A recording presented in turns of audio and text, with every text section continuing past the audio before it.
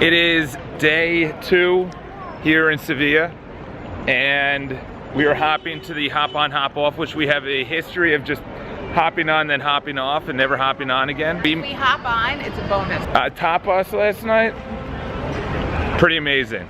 Gotta say, Ivan, I'm still full. We had no breakfast. Nobody had breakfast? And gummy bears. We're about maybe 15 minutes into our hop on, hop off tour. We've been to Paris, Amsterdam, Versailles, Barcelona, Granada, and now we're in Sevilla, and having a tapas tour tomorrow, or yesterday, last night, and then touring through today. This place is by far one of the most just well-kept, considerate, not busy cities. And the reason being is that you're going literally from the most busy, which was Amsterdam, where they don't care if you're in the street, the trams don't care if you're in the street, the cars and the motorcycles don't care, to a street where they stop, they don't go through red lights, there's way more people on the road, and the architecture is just as nice. On top of the tour bus, Kerry and Tommy stayed downstairs in the air conditioning like they should have. It is so hot right now. One thing that I did notice is that there is 2 things different about here than in New York. There is no horns. I haven't heard a horn yet. There's no emergency vehicles. Complete calm on the roads, to say the least. In New York, it's like I forgot how much noise pollution there actually is. We have officially know how to do a hop on, hop off, where we actually hopped off and then hopped back on. We're now going into a bullfighting museum, actual bull ring, which is amazing because it's one of only 2 places that really do the proper old bullfighting. We got done with food, lunch, very packed day. Biggest thing that I can tell you in the afternoon, wonder why they have their siesta, is that it is so hot right now, and I'm not even really walking in the shade, but it's enough shade that, and by the way, the siesta, for those that don't know, it is their mid-afternoon nap. You know what, we got a truck on. This is our last day here, even though we arrived yesterday afternoon. We've done a lot. We did the entire hop on, hop off bus tour. Right, so we made it over to Real Alcazar. This has just an absolute incredible, ornate, decorative feeling that it just shows the wealth, the absolute abundance that Sevilla enjoyed throughout the 1400s, the 1300s, the 1500s. Just being a port city, being the center of the cultural region, of theater, of art, of Renaissance, of shipping. Sevilla is really one of my favorite cities right now. Paris was incredible. Amsterdam was fun. Sevilla is really just, it's clean, it's not busy, it's really hot. Look at the gardens in the back, just absolutely stunning. Look at this. Like, can you get, do you even feel like you're in a city? And you got this massive, look at the size of this guy. This guy goes all the way up. I don't know where that ends. And then, of course, can it get any better? Yeah.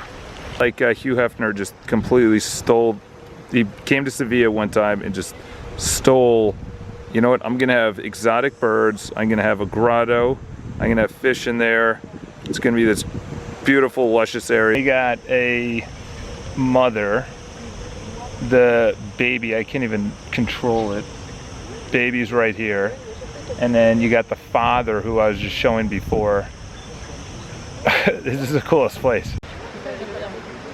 3 feet away right now. I don't think he's camera shy. They say is when they spread their wings, the more colorful it is, the more attractive it is to females. And this guy, you can see, has absolutely beautiful colors. The thing that we did learn is that when you see Roman columns, or at least what looks like Roman columns, this right here, like this, right?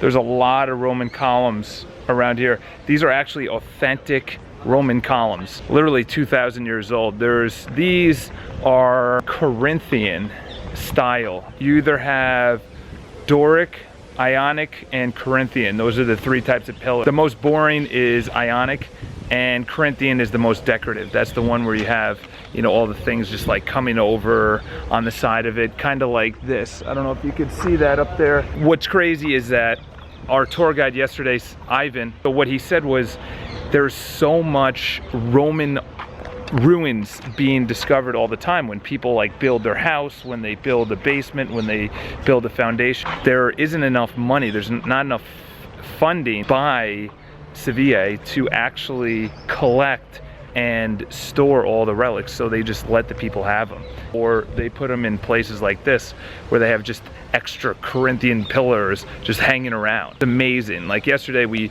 went to an area where there was an arch, walked through it, but ironically enough 10 feet down was actually the bottom part of the arch. It was actually, we were walking through the top portion of the building, so the street level was built up about 10 feet, and below that was the rest of the pillar. It was unbelievable. And to think that you're walking through a 2,000-year-old, if not older, pillar built by the Romans, and it's just so prevalent. As he said it, Ivan, yesterday, they don't appreciate it because they're just known, they just know that this is how it is. They're just like, this is normal to them. It's like in New York City, it's like I just have massive structures. I just take that for granted that every city is like that until you figure out that it's not. Okay, so I just finished and we got a little change of plans. The church, which is actually right in front of me, is closed, which stinks. I really wanted to go to the top of it. Yep.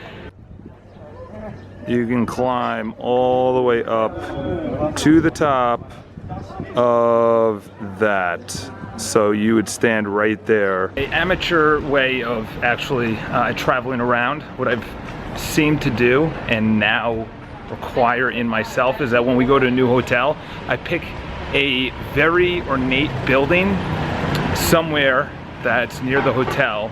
Remember it, remember where the hotel is, because I'm completely lost. Here's the building, pretty much stands out, and then you know where to go from there to your hotel, because I was actually completely lost. Okay, I lied.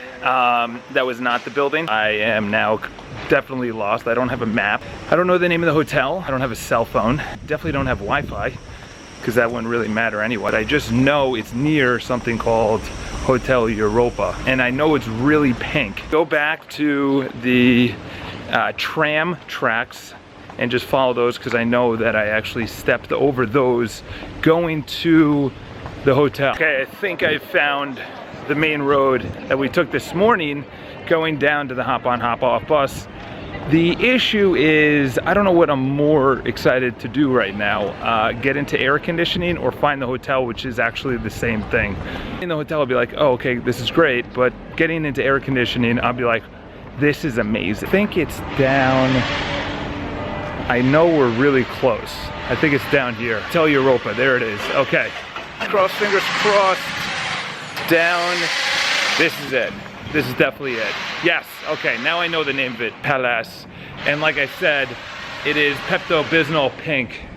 The excitement to actually get in is tremendous. Oh, for the AC. Wow, I don't know. I probably look like I'm homeless walking around this place, but it feels amazing to actually have an AC. Now it's time to shower. Last day in Sevilla. And we're all cleaned up. Like a 30-minute shower. 30-minute shower each. Finally got a loofah because they don't give you washcloths here. No washcloths. They do provide napkins, unlike Paris and Amsterdam. They do give you water, which is great, unlike Amsterdam. Well, you have to ask for it. Yeah, we drank a lot of water. A lot cooler right now. It has to be. It's only about 95 right now. Yeah, it has to be 10 degrees cooler than it was today. Grabbing something quick, a little tapas, and then heading over to some flamenco. Famous flamenco, recommended by Ivan, our tapas tour guide last night, which we also recommend. Now we're in the back. Got my Tinto de Verano. You got the Tinto Verano, and Kerry got her a little. Actually, no, he got sangria, but we are in the back. A little bit more space. First flamenco. I might get emotional. Might get emotional. Time! Tom is never gonna travel with us again. So out of respect, I did not film anything inside. So tempting. I know, it was so hard not to. You can't even explain the type of music or dance or rhythm or vibe that it was, but all we have to say is to go to it because it's really a once in a lifetime. You're never gonna see this kind of great experience in the city or in the United States. Tapas. Getting good at this video. Yeah. Yeah. Chucky loves it. Yeah. Video sell Facebook. Yeah. Ooh. That's what we did last night. From afar, Kerry points out, and she's just like, that's the same scream that she had. This right here is Mecca, and it's not a mirage. This is. I was like, what are you so excited about? Tommy's getting money right now, and she's like, Charles, and we haven't seen this, and then they call it Dunkin' Coffee and not Dunkin' Donuts.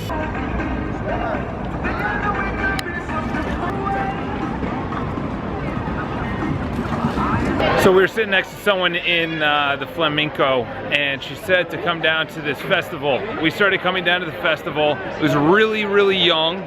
So we tagged her that she didn't know what kind of demographic. There was like little kids rides. And now we're actually getting to the part where there's adults and the party is getting a lot bigger.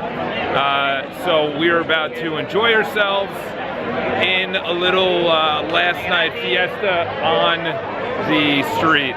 Gotta love this place. Highly recommend it. Better. It is our last day in Spain, in España. And we need beautiful girls in the video. Yes. Okay, that's about been our night. That's good. Yeah, that's gonna get edited out. That's gonna get edited out. Yeah, that was a pure rejection. That is uneditable. Yeah, that was.